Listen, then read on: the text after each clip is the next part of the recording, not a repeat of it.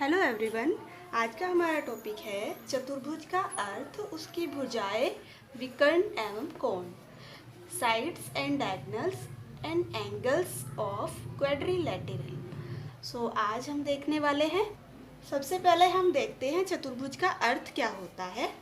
जैसा कि हम जानते हैं, कई रेखाखंडों से घिरी हुई आकृति को हम बहुभुज कहते हैं। और ऐसे ही यदि हमें कह दिया जाए कि तीन रेखाखंडों से घिरी आकृति कैसी होती है, त्रिभुज होती है, जो कि हम पढ़ चुके हैं। उसके बाद हमें अगर कह दिया जाए कि चार रेखाखंडों से घिरी आकृति क्या कहलाती है, वो आकृति जो होगी, जो चार रेखाखंडों से घिरी होगी, चारों ओर से घिरी होगी, वो क्या कहलाती है? चतुर्भुज कहलाती है। चारों ओर से घिरी हुई आकृति या चार रेखाखंडों से बनी आकृति क्या कहलाती है? चतुर्भुज कहलाती है। अब देखते हैं इस चार भुजाओं से घिरी आकृति को क्या कहते हैं? चतुर्भुज। अब देखते हैं चतुर्भुज के अंदर मेन चीजें क्या क्या आती हैं। सबसे पहले हम देखते हैं इसकी भुजाएं।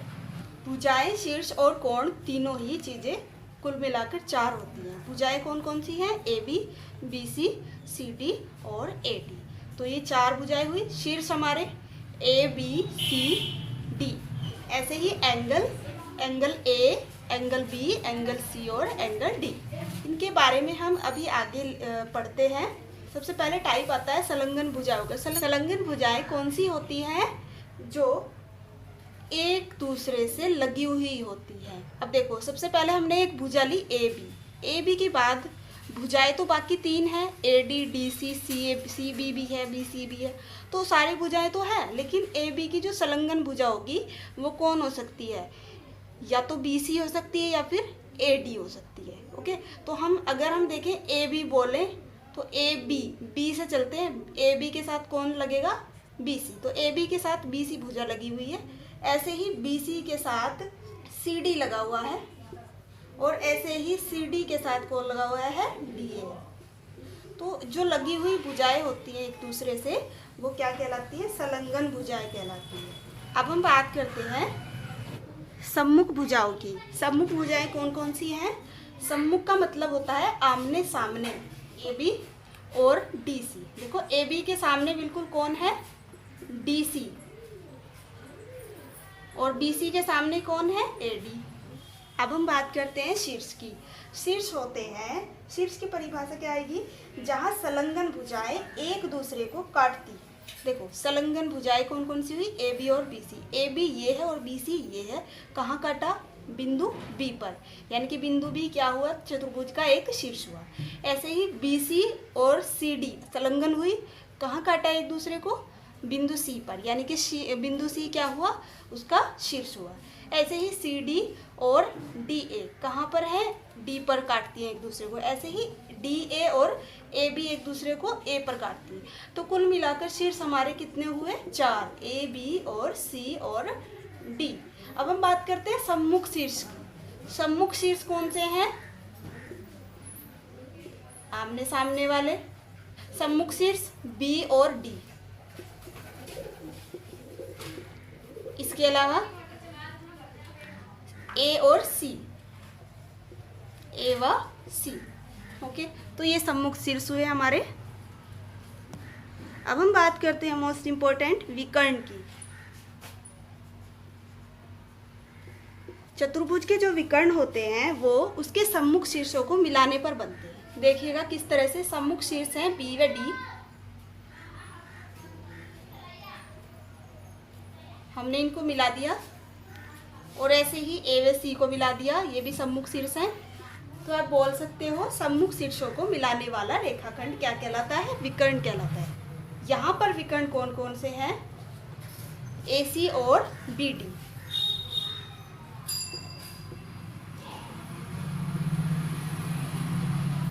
और विकर्ण की एक और प्रॉपर्टी होती है कि विकर्ण क्या करता है? किसी भी चतुर्भुज को एक विकर्ण दो त्रिभुजों में बांट देता है। तो ये विकर्ण अगर हम एक ही देखें AC, तो कितने त्रिभुज हो जाएंगे यहाँ पर? एक त्रिभुज ये और एक त्रिभुज ये। ठीक है, अगर हम एक ही विकर्ण को लेते हैं तो एक विकर्ण चतुर्भुज को डिवाइड कर देता है टू ट्रायंगल्स में। ओके, अब हम बात करते हैं अंत्यकोण। अंत्यकोण जैसा कि आप जानते हैं नाम से ही, अंत्यकोण का मतलब अंदर वाले कोण। जो अंदर वाले कोण हैं वो हमें दिखाई दे रहे हैं कि जो दो कोण होते हैं उसकी डेफिनेशन क्या आएगी इस अंतःकोण की, जो कोण दो संलग्न भुजाओं द्वारा बनाए जाते हैं। ठीक है, जैसे कि यहाँ पर एंगल ए देखो, इसको किसने बनाया है, बी ए और ए डी ने। ठीक है, ऐसे ही एंगल बी देखो, कौन कौन सी भुजाएं बना रही है इसको, ए बी और बी सी। ऐसे ही एंगल सी, बी सी और सी डी, यानी कि संलग्न भुजाएं बना रही है सारे कोणों को। तो ऐसे कोण क्या कहलाते हैं, अंतःकोण होते हैं, और जो त्रिभुज के अंदर होते हैं।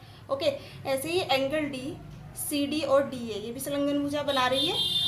सबसे पहले एंगल बी ए डी किसने बनाया है, बी ए और ए डी ने। भुजा बी ए और ए डी ने बनाया है।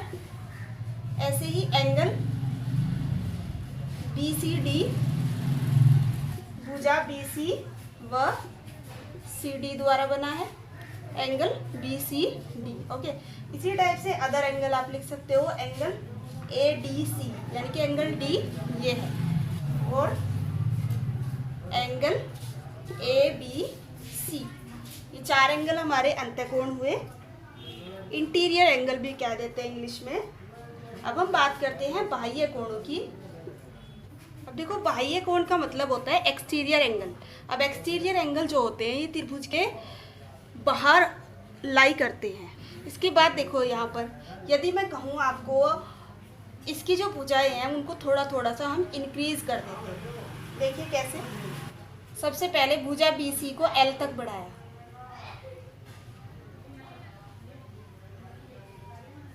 एल तक बढ़ाया, हमने देखा एक एंगल निकल के आता है इन दो भुजाओं से, और वो बन जाता है यहाँ पर बाहर, और इस एंगल का नाम हुआ D C L, angle D C L. इसी प्रकार से अन्य भुजाओं को बढ़ा सकते हैं और बाह्य कोण बना सकते हैं। देखो कैसे, भुजा सी डी को हमने बढ़ाया एम तक, ऐसे। यहाँ पर जो एंगल बनेगा वो बनेगा इस साइड, यानी कि M D A, angle M D A. इसके बाद हम भुजा डी ए को बढ़ाते हैं एन तक,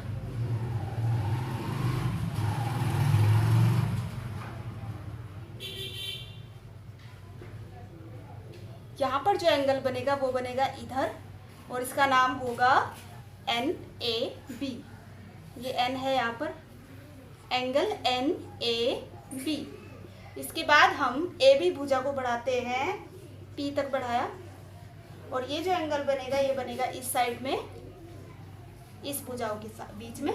तो ये इस एंगल का नाम क्या कहलाएगा, P B C, angle P B सी।